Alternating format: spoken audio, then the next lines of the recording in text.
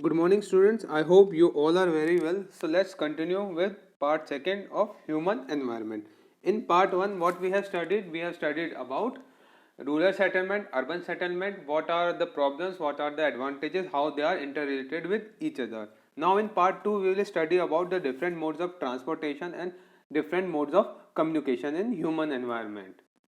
Okay, so without any delay, let's continue with part two. Let's talk about the transportation. Transportation, we all know, which we use to go from one place to another place. The place may be near to us, or it may be far away from our home. For example, bullock carts, hawks driven carriage, motor car, buses, train, ship, aeroplanes, they all together combine and form as a means of transportation. They carry goods, they carry humans from one place to another. And the term the transport is been derived from the Latin word trans, means across, and porter means to carry, means to carry person, goods from one place to another. The industry that is in business of providing transportation equipment for people or goods, and the services which it use in transport of goods and services, they make up a large, big, broad and important sector, and they are involved in national economies. Or they basically, in short, they form a very important part of national economy. Very important. Okay, and therefore this industry is known as the transportation industry. So here you can see two-wheeler like bike, scooty, taxi, cars, buses, some truck is there, omni van you can see on the right of your screen, and there is a double decker bus which we see in Mumbai. Okay, so let's discuss about what are roadways. Basically, they are the most universal, means they are the very useful or important and universal famous mode of transportation, and most varied, different variety of roads we see. Fastest means to transport goods and passenger for short distance. Then introduction of motorized vehicle, means when the motorized motor vehicle was introduced, it was a revolution, or it gives a boost, or it was a major change in transportation roadways transportation industry. There are many countries which have modern highway facilities so that the traffic can move in a fast and smooth manner. Highways are named differently in different nations. For example, motorways in UK, highway in USA, autobahns in Germany, autoroute in France.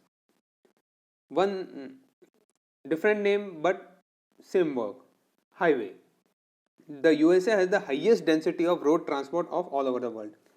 So here you can see Indian road transport. There is a state government owned bus, and some car is there. They are running on road. Okay, good road, 4 lane road. Okay.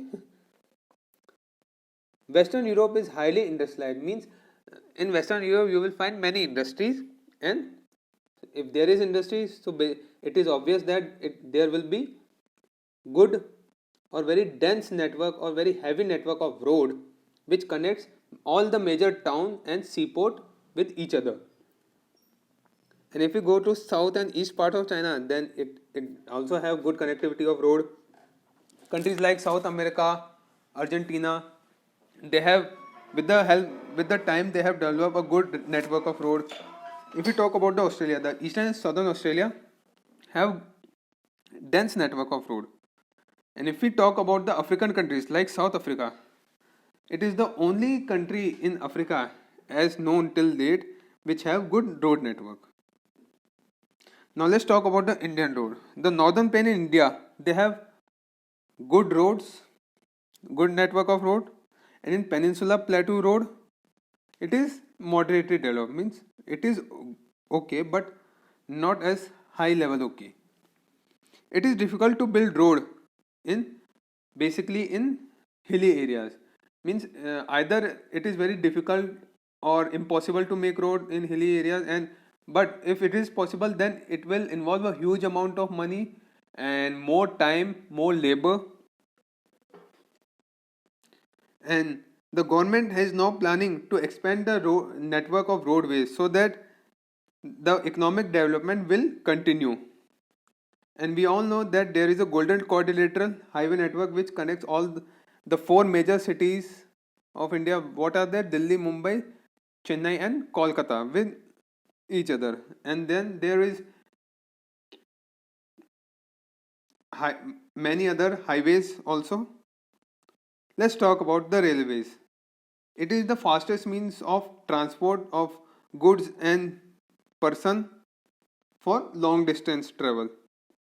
And we can say that it is one of the or the only cheapest way to carry heavy material in large quantity over a long distance. Recently in Rajasthan, there was a 1.5 kilometer long goods train, that too double decker train. Double decker goods train was being flagged off on the Western Dedicated Freight Corridor WDFC by our Honorable Prime Minister Shri Narendra Modi ji. You can have the detail and videos on internet.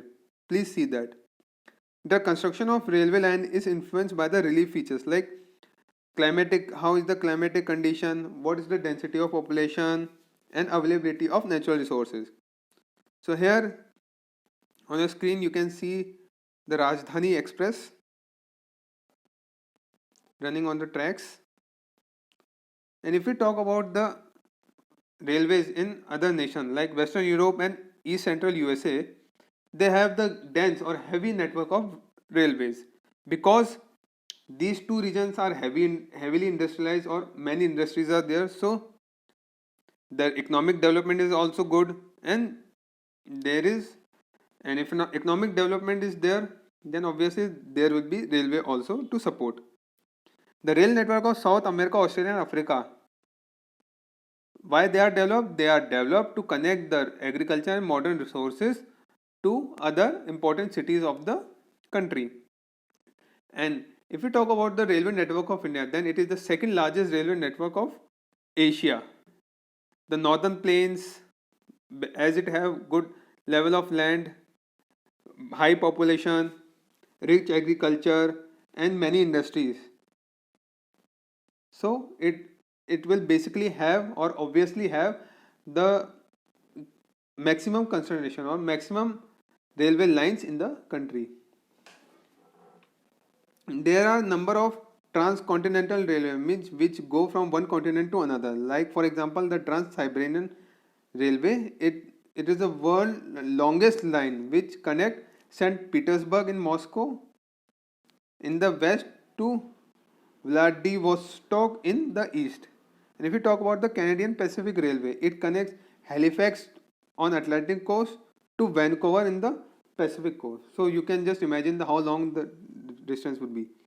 The Trans-Andean Railway line, it connects Buenos Aires in Argentina to Valparaiso in Chile. And the Trans-Australian Railway line, it connects Sydney and Perth. Now let's talk about the waterways. What is waterways? The cheap means of transport and suitable to carry heavy goods from one country to another. And another advantage, we don't have to create a new route. We can avail or we can go on the existing route only. International trade is possible only because of waterways. Two types of waterways, inland waterways and sea routes. Now here you can see the image of a cargo ship which is very big and carry some cargo and heavy goods from one country to another. Inland waterways, it includes navigable river, lakes and canals. Means navigable means the way which can be drawn easily or seen easily or can be traveled in easily manner. There are mechanized boats means motor boats and steamers which carry passenger and cargo across these waterways from one place to another. If we talk about North America, there is the Great Lakes St. Lawrence waterway. It is the largest and busiest inland waterway. Inland waterway means inside a particular country. and it serves the major industrial region of USA as well as Canada. Canada. Another important waterway is formed by the Mississippi River and many of its tributaries. And if we go to Europe, the Rhine waterway, the Rhine is the most important waterway in Europe. And some other like the Seine and the Loire River of France, the Danube River of Eastern Europe, and the Volga River of Russia.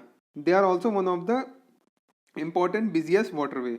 If you go to Africa, then the rivers there are not navigable, means you cannot find your way easily, as they fall over the edge of plateau and they have many number of waterfalls. So having waterway is some difficult in Africa, and only the river Nile is navigable, so inland waterway is suitable in that. The Amazon River of South America, it is the largest river in the world, but it is not commercially used because it goes from the tropical rainforest, which is still inhabited or which does not support any human livings. And the continent Australia, it does not have any large navigable rivers, so water transport is very less in there. Yangtze Kiang in China, Ganga Brahmaputra in India, and Irrawaddy in Myanmar, they are the major sea routes available in South Asia. What is sea route? Transportation from one continent or one country to another. International trade is dependent on sea route only. Ocean route, important ocean route, the North Atlantic Ocean route, the Mediterranean Suez Canal Indian Ocean route, second important, the Cape of Good Hope route, which connects Western Europe with India, the Panama Canal, it connects Atlantic and Pacific Ocean, the South Atlantic Ocean route, it connects Europe and eastern part of South America.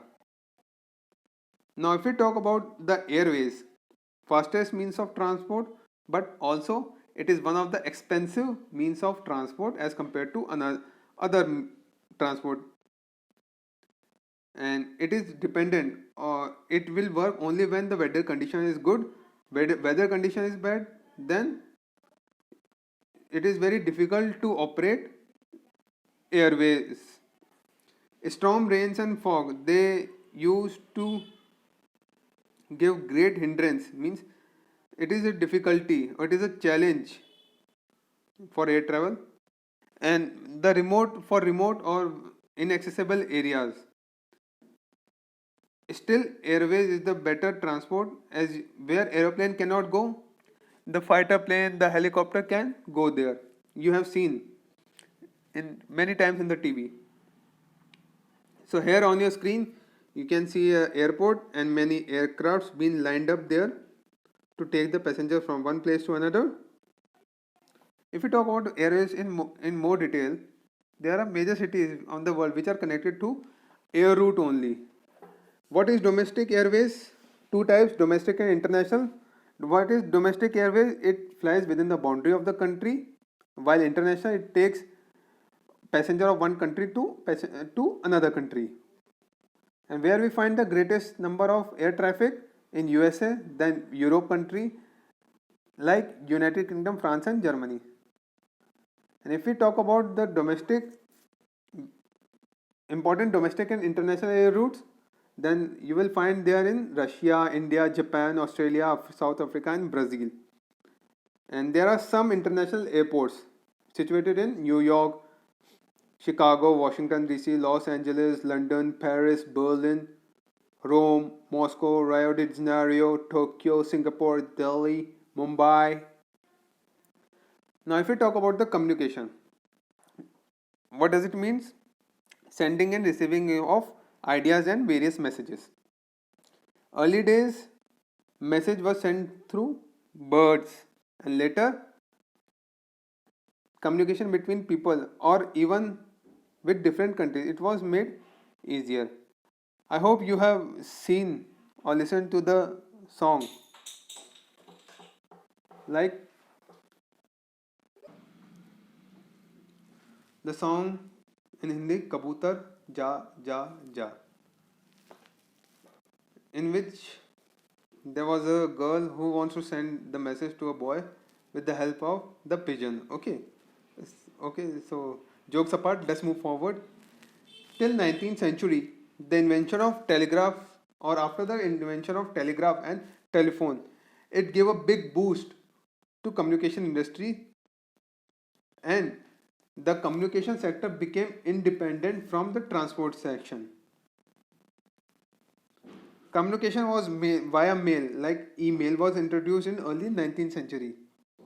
And with the invention of print media, printing, or we can say the printing press, it made possible to people to communicate with the help of book, magazines, and newspaper.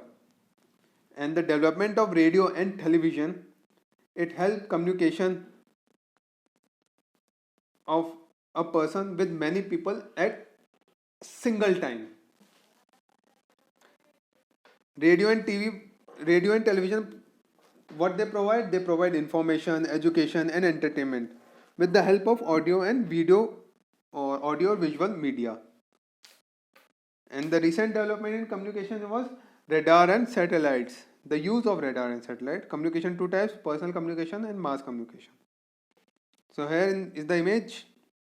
You can see people communicating with each other, maybe with the help of TV, mobile, email, WhatsApp, cloud computing, cloud storage, etc. Personal communication means it involves two person or three to five persons. Means the what would be the mode of personal communication? Post office, telegraph, email, printer, telephone, or fax. Now, what is mass communication? It means communicating or having a word with many people at a time. What does it include? Book, magazine, newspaper, radio, television, and films. The today's world has become a very small place. Distance between people are getting less or getting shrunk. Information we can find at our fingertips, like the mobile which you are using. Just have to switch on the internet, and the information which you want is it at your fingertips. You can communicate with anybody in anywhere in the world, and many things are just a click away from you. And if you talk about the internet, it is the latest media in the communication sector, latest development. And because of internet, people are coming close together, and person sitting in India can talk to a person sitting in America, like with the help of video calls. And it is possible via satellite links and development of information technology sector. Now we can find out any information very easily just with a click of button, and we can send message to any person anywhere in the world within few seconds. Internet is very fast. Cost of money of internet service is very low, and you will find any information on anything, and if you know how to use internet.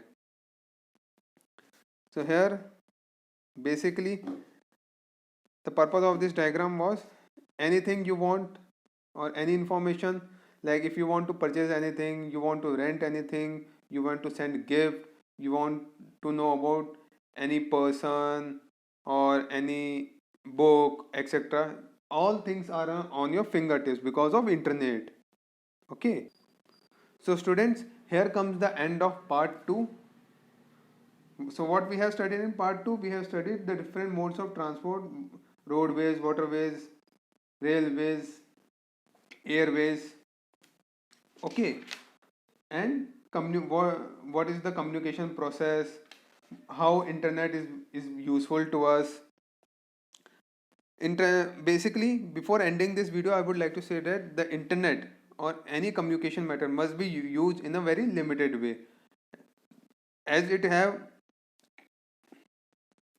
because why I am saying this, if it has advantages, then it will be a disadvantage to us if we use in improper way. It must be used in a limit, not over the limit. Okay, I hope you have understood my words and read the chapter from a book carefully. Listen to this video very carefully or video audio carefully so that you will understand the chapter easily and without any doubt. So, I hope you have understood this chapter. Till then, take care and thank you very much.